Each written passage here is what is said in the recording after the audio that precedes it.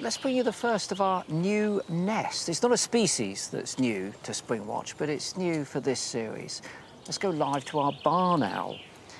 In the farm, quite close to our production village, there's a nest box, and we've been watching this barn owl with her clutch of 5 eggs.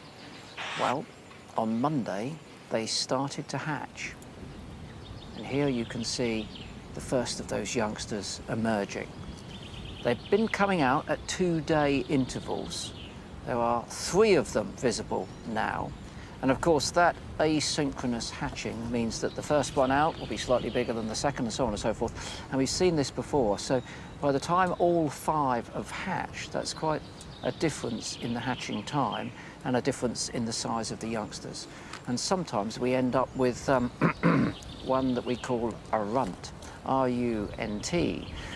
Michaela, you're always rather fond of the runts. Only if the runt survives. I like the surviving runts.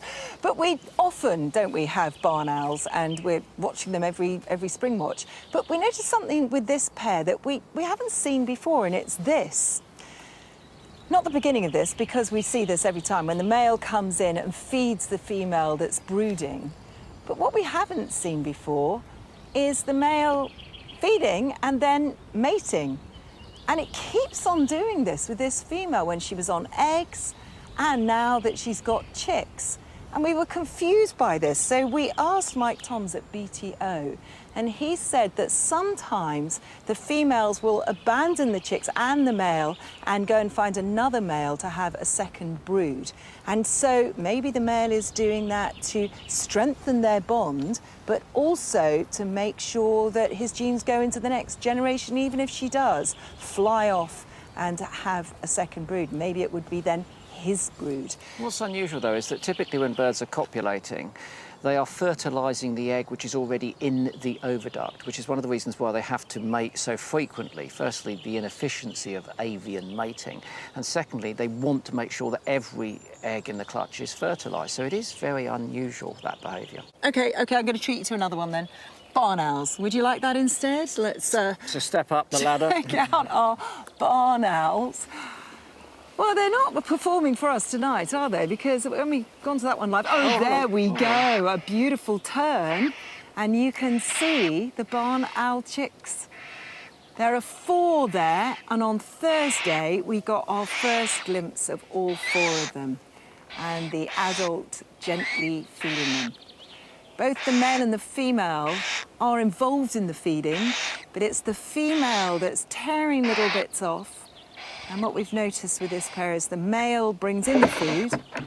In this case, it's the female leaves the nest. And then, as I say, on this occasion, we watched the male come back with a mouse. All the chicks are there.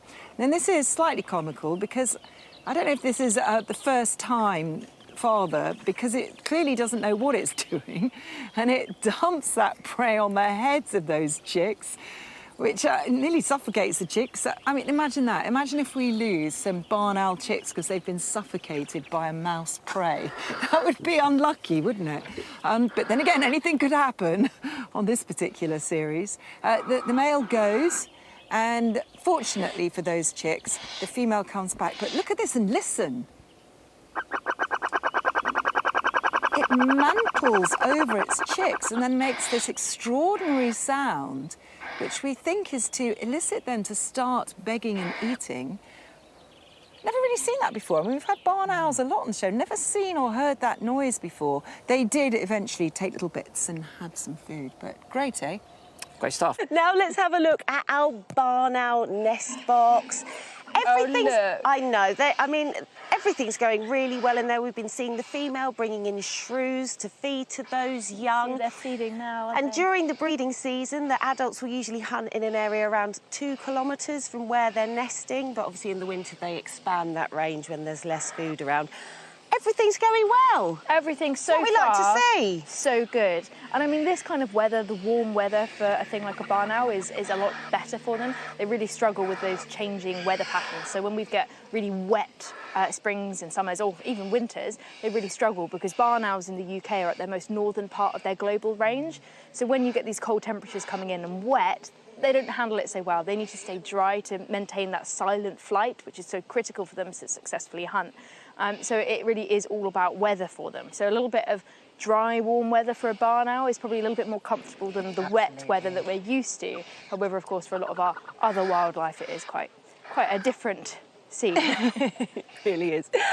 Well, that's all we're going to do on our live wildlife cameras. And remember, you can watch them on BBC iPlayer, BBC TikTok, and our website this series, 10 a.m. to 10 p.m. Plenty of insect food that they've been finding. Barn owls too, plenty of food coming in. We've noticed the surfeit of small mammals. This larger chick here is trying to swallow a mouse whole. Maybe it's his first attempt, who knows? But the mouse kebab is fighting back.